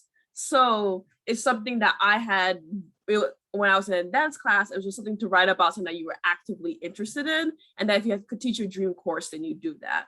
So for me, my subfield of Afrofuturism makes sense to my committee and I, even though it was necessarily a direct link to my dissertation. It was more in the spirit of my dissertation. And then how did I come to this? It's just what I'm interested in. I don't know how to describe the process really. It's just, what are you interested in? What do you feel like you've taken classes in? What have you written for your final papers? Like, I wrote a final paper on Janelle Monáe and her album Dirty Computer. And then I also wrote another paper on Afrofuturism, Black speculative fiction in general for another course. I had two courses that I had written speculative fiction about. So I just decided that was one of my subfields because I was really interested in. And then carceral studies was directly like a sibling to my dissertation perspectives because it was, what's the word? It was actively like part of the soul of my dissertation. So I had one subfield that was directly related, and it helped me understand like what I was trying to write for dissertation perspectives. And I had another subfield that was more what I was actively interested in teaching, and another, because I feel like as academics, we have broad interests. We're not just interested in one specific thing. And I think that being able to demonstrate your broad interest through your subfields is one way you can do that.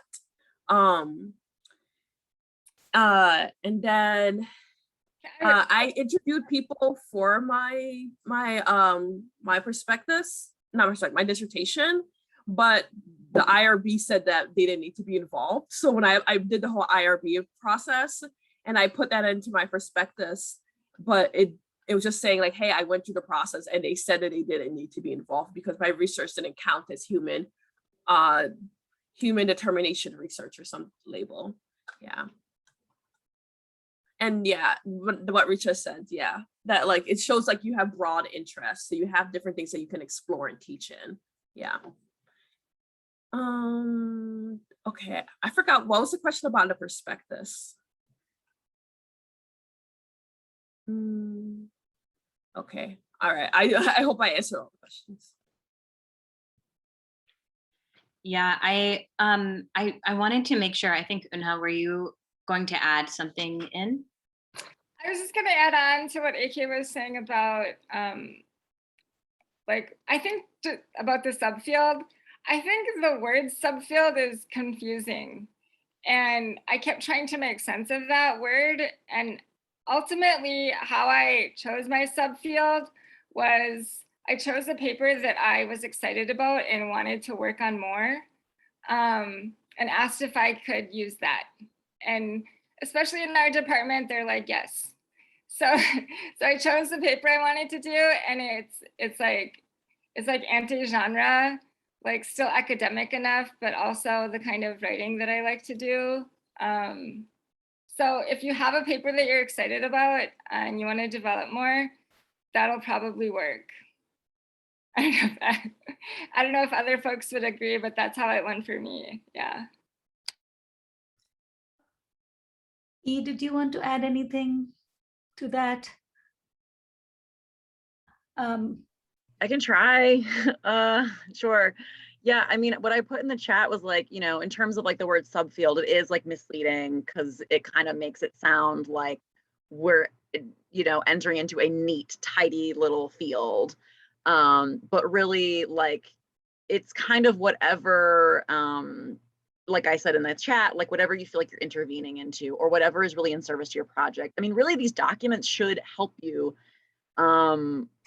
later on. Like, you should be able to use this for your dissertation as, you know, maybe like a lit review, or, you know, I'm using mine, the one I put in the chat, as it's going to be a book chapter that's coming out next year. So like, you know, there's a way that like you can approach it that hopefully, you know, seems like it's helpful as opposed to just like this task.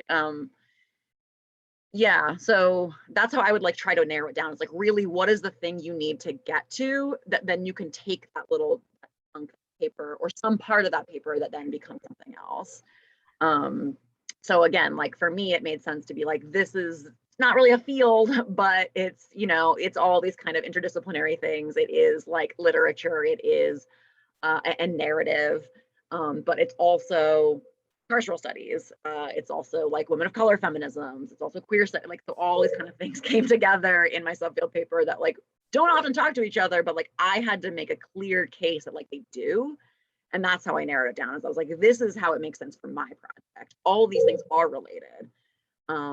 Just most people aren't putting them together, but I am, and that's my intervention. It's like I see these things as really tied together in a helpful way. So I don't know if that helps, but yeah, just make sure it helps you. It's in service to something, because really no academic work we ever do should be thrown away and not be seen. I don't know. That's just my, yeah. So just to add to that, think of your job application. When you apply for a tenure track job, I'm going to go back to the examples that you gave, Ali. So, you know, in somewhere in that first paragraph, you're going to say that I specialize, you know, I just completed a dissertation on this topic, or this is the topic that I'm working on. And my specializations are memory studies, queer Middle Eastern studies, and whatever else you want to add. So basically what people are, one thing that they're looking for is that when you arrive as a postdoc somewhere or as a new faculty member somewhere, then those areas become the areas that you would develop a syllabus on. That may be a course that you might develop. So it's okay. It doesn't have to be. So Chelsea, your question, you know, that, you know, what if it's not like Black studies, or what if it's already an amalgamation of different studies? That's fine. That's how your unique specialization, the way in which you have approached certain intersections of these fields, that's what you get to make. So in a way, everybody's talking about how they're creating their own unique subfield specializations through this work. I have a question, but I am not sure if I can pose that. But I mean, the prelims are like your subfield paper, your syllabus, and your prospectus. And I am wondering, first, which one take more energy, or which one could took more energy from you, like intellectual and emotional energy, and which one is like the most important of those three, or what is like the main, like the one that direct your other like works. For instance, if you should pay more attention to your syllables and then create the other two tasks, or which one is like the most, I mean, on your experience, which one should I take more, like which one I can prepare first or start thinking first? That was one. And the other one is like, now, yeah, which one take more energy, or which one should I worry most or first? I truly think it depends on what building blocks you have. So one thing I didn't realize that both E and I shifted our project spring semester, but I realized my like, I had to do, so I realized the building blocks of my prelims were there all along. And they were just hidden in other parts and other things I was doing. So for my syllabus, I really loved how I then taught that class. It really let me explore and try new things, and I was really invested in it. And then I took a Black Cultural Studies class on Afrofuturism, and where I wrote a paper on Afrofuturism. I took an African American history course where I also wrote about Afrofuturism.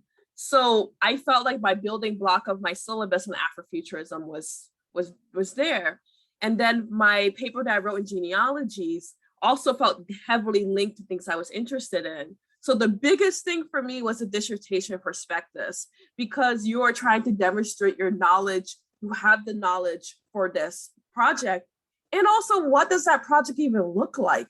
And how are you going to do it? What are your methodologies? What's the timeline? What's the design? What are the different components of it? How is it going to become your dissertation? I don't think we ever had to think about our dissertation so deeply until we had to write that prospectus. I can't think of another class where you did that, unless someone, because I think it's rare that you come in with a dissertation project that you come in thinking you're going to do, and you're going to end up doing it third year. For some people, they stick to the same project all 3 years, but for me, it was, I was most deeply nervous about my dissertation prospectus. I also submitted to the Critical Race and Ethnic Studies writing group because I had so many thoughts I was trying to figure out. I needed other people's hands on it. But yeah, I think my dissertation prospectus was when I had to confront myself. Okay, this sounds so serious, but I had to confront myself as a scholar and think about, like, what are you actually interested in, and how are you going to answer the questions that you're interested in? So I think the emotional, mental, like, thinking of it was also a process in addition to the writing. It was also just a process of figuring out, what am I actually here to do and what am I trying to do? Yeah, but it was also fun. I actually enjoyed it. It was like a lot of work, but I felt like excited because for the first time, I got to just focus on what I'm interested in. I'm reading books that I'm interested in, not course readings, not other things that people have chosen for me, but I got to just sit down, read the text, and figure out, okay, this is the project that I want to do, and I'm invested in it.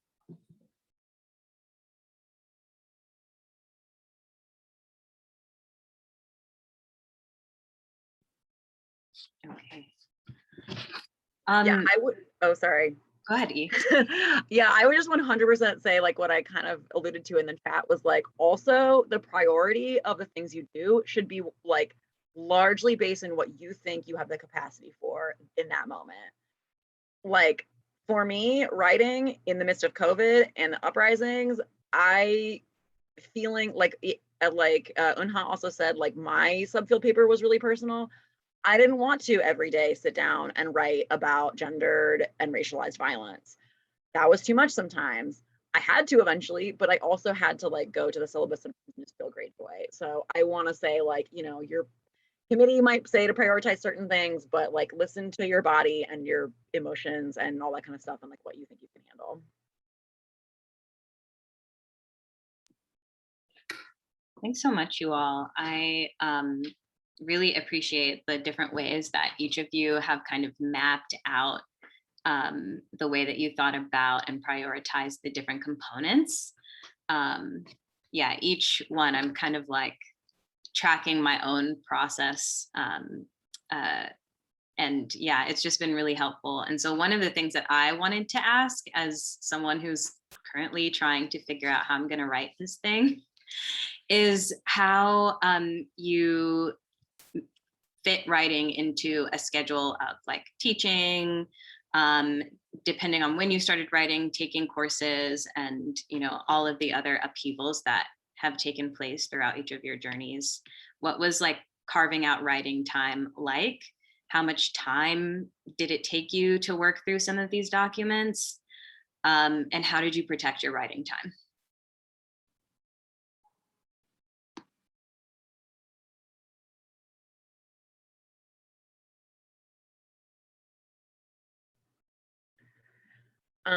I'll say what I'm doing now. I don't remember what I did then. I mean, I kind of do. I think I said this before. I really made sure my coursework was like I was doubling down. So you're not having to do like stacks on stacks and stacks of stuff. Like, you are going to be teaching in TA and having to do this and having to do classes, but like try to make some things do double duty for you just to preserve your own sanity and your time beyond academia. So for me, I just made sure like I did an independent study. I got, credits for that. That counted towards my minor, but then I also through that independent study got through my reading list that I hadn't read yet, that I needed to have the prospectus done. And I then produced a paper out of that for this person that became then my subfield paper. So making coursework count for you, making independent studies count for you, just really taking that stuff to like kind of double down. I will also say right now, my strategy is co-working. I am really externally motivated. So also figuring out how you can motivate yourself. Like, are you motivated by other people? Are you motivated internally? I need to be in writing groups. I need to be on Zoom with people. I need to have like some kind of like external accountability. So that to me is like, okay, every week I'm going to meet with this person this day, this time, I have to write these 500 words. And that kind of stuff really keeps me going. I have a really, really difficult time doing it internally. So figuring out how you work best also.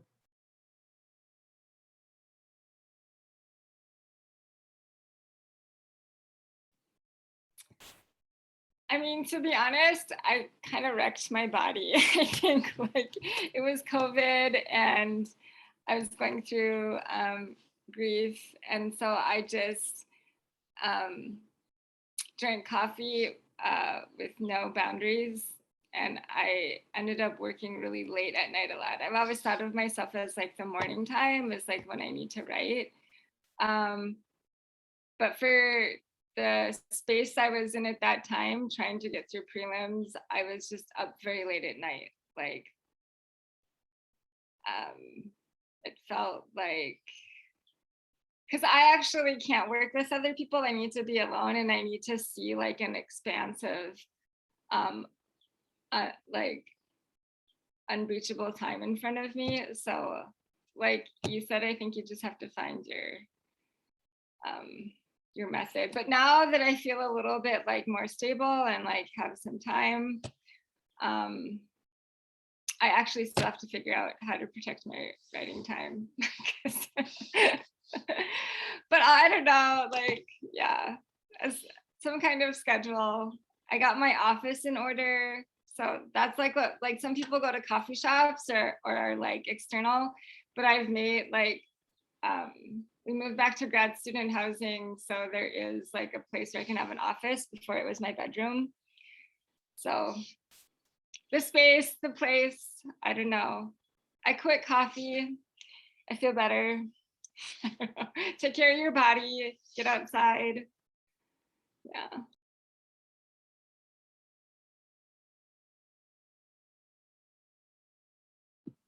Yeah, thanks for those tips, you all. I'm always trying to troubleshoot my writing practice. And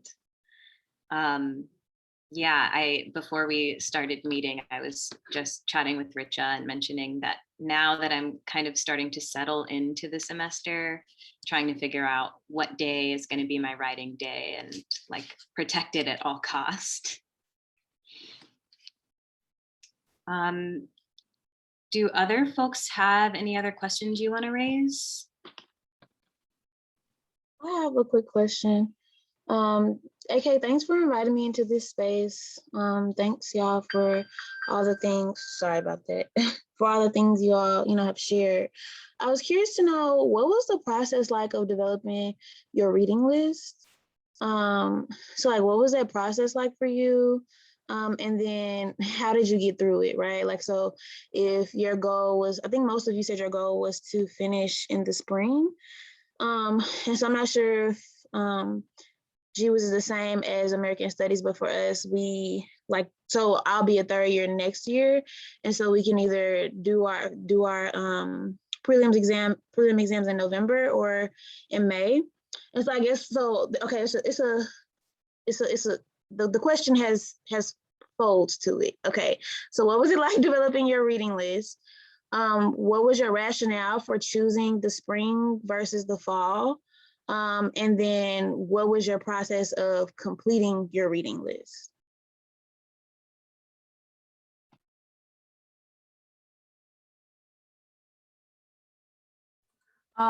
I love the reading part of prelims because I finally got to read things I cared about. And wasn't that I didn't enjoy coursework reading? Actually, that's true.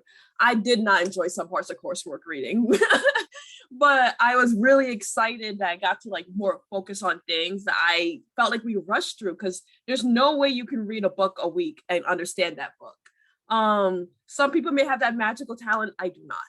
So I actually got to sit down and take 2 weeks to read Mama's Baby, Papa's Maybe. I got to take a month reading Sylvia Wynter's Coloniality and actually understanding it for the first time. So I got to read those difficult texts that you just want to sit with.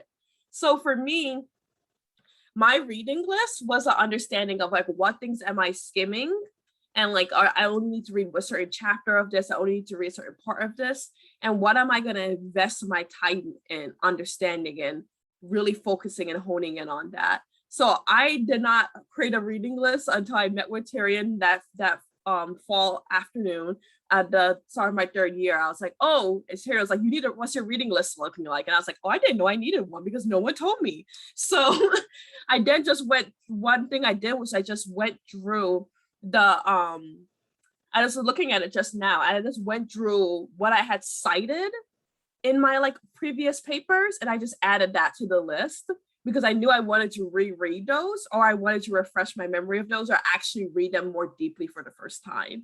And then I added other things where other readings that I knew were coming out, like new readings or things I've always had an idea of what I wanted to read. I just put that on the reading list.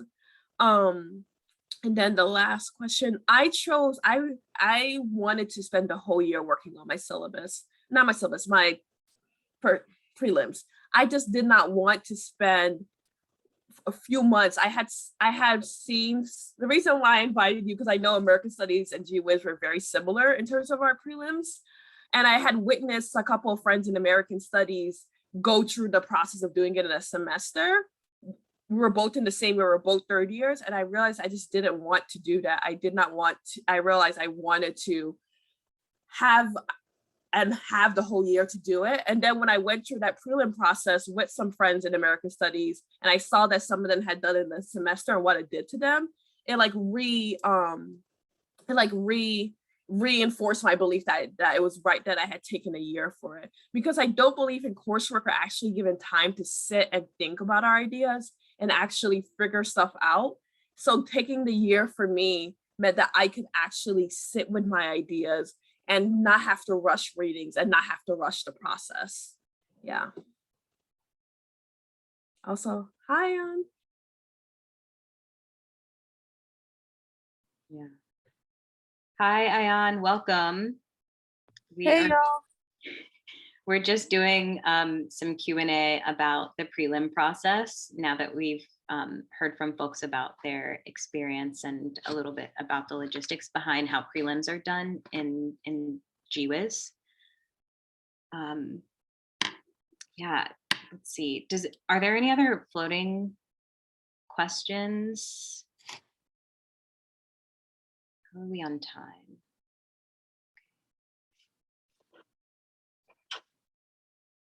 We have 3 minutes left. Thank you for answering that question, AK.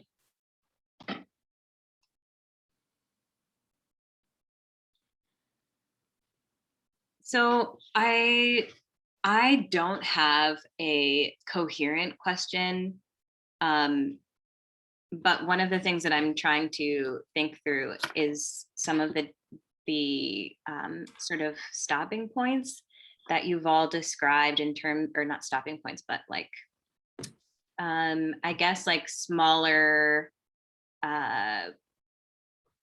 goalposts or tasks that are building up towards actually formalizing like a coherent subfield paper or prospectus. So just to kind of reiterate what some of those things are, like the reading list or a bibliography. And I really like how I think it was in the chat that Una mentioned that they've been developing a bibliography of sources organized by subfield since your first semester. Is that right? Yeah. So I'm really interested in that as like, because I don't know, like I have a bunch of like lists of things that I need to read. But I am really trying to think now about how can I formalize this into an independent study so that I do have some accountability. And one of the questions that I'm sort of thinking through and trying to figure out how I would approach it, so I'd love to hear how each of you have done this, is as you're reading, what's been your method for consolidating, like whether that's like writing a crib sheet for each reading that you're doing, or like having a short summary, or I think there was a comment in the chat about Zotero or other citation managers. I know some of them you can like input your notes and summaries.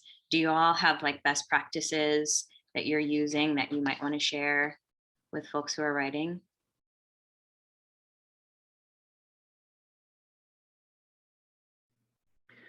I take really weird notes that kind of only probably make sense to my brain in just like a Word document. But one thing that I was taught in my freshman year of college, like 15 years ago, which is like the best thing for me, is right after reading something, write a short abstract or summary of what you just read. Like try to, in your own words, like in just like a short paragraph, in just a few sentences, like regurgitate what you think that piece you just read was about, whether it's a book, an article, whatever. And then like I keep that like at the top of my notes with like the citation.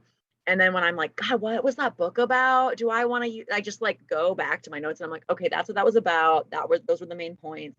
That's like the best wisdom I can probably give. Otherwise, my note-taking system is really haphazard.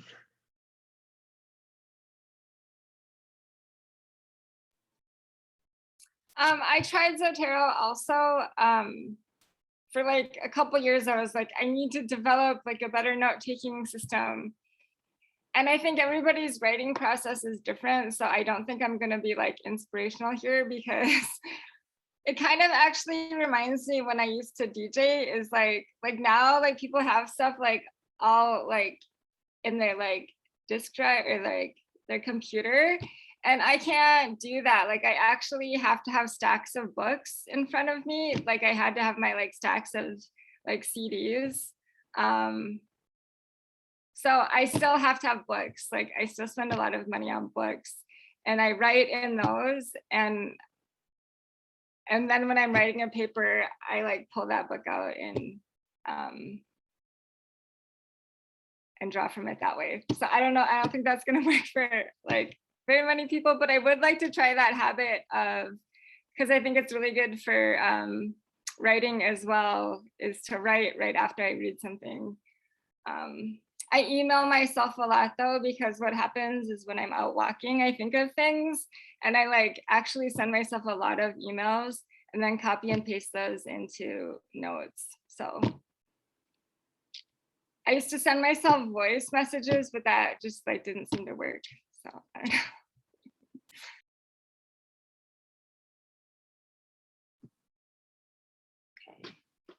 Well, I am aware that we're at time, and I'm planning to prelim in the spring, so I honestly could talk about this all day, but I will spare everyone else who has joined in a really fruitful conversation for me, at least. And I just want to end by thanking everyone who's joined us, especially E, Unha, AK, and Richa, and Casey as well, for helping to organize this conversation. Yeah, and I would really love to see something like this made available for incoming grad students in the future, and maybe even rehash some of these points next year. You know, just as folks who are in the program are getting closer and closer to the prelim stage, because I think repetition always helps, at least for me. So thank you so much for everyone, or to everyone who's here. And Richa, did you want to add anything? I just want to express my deep gratitude to all of you. This was really, really so meaningful and so nourishing. And I just was also wondering if, AK, you want to announce the upcoming workshops to everybody, the next 2 in November? Yeah, I can do that. So earlier in August, I approached Cecilia about doing a job market workshop because I didn't feel completely prepared for entering that. And I said that I was willing to put my labor into making sure that happened. So on November 5th, from 1:30 to 2:30, and then November 12th from 1:30 to 3:30. Sorry, not 2:30, 3:30. 1:30 to 3:30 on both days. On November 5th, we'll be joined by Naima, Simi, and Joanna, who previously graduated in the last few years. They'll be going through job materials. And then on November 12th, we'll be joined by Professors Joseph and Kari, who will be talking about the job, getting the job. So part 1, I'm calling it preparing for the job. And then part 2, I'm calling it getting the job. So that'll be going through interviewing, job talks, and preparing for visitations and such. Yeah, so that'll be a 2-part, 1 week and then another week. Yeah, and I'm hoping it'll be as fruitful of a conversation as we had today. Thank you so much, AK. All right, so we'll see you all in November. And then the other group, we'll connect. Ali, Isaac, Mariah, we'll connect in the middle also to plan further. But thank you, Mariah, for organizing this and for moderating this. Really appreciate all your labor. Oh, thank you. Thanks, Mariah. Thank you. Bye, everyone. Be well. So good to see you.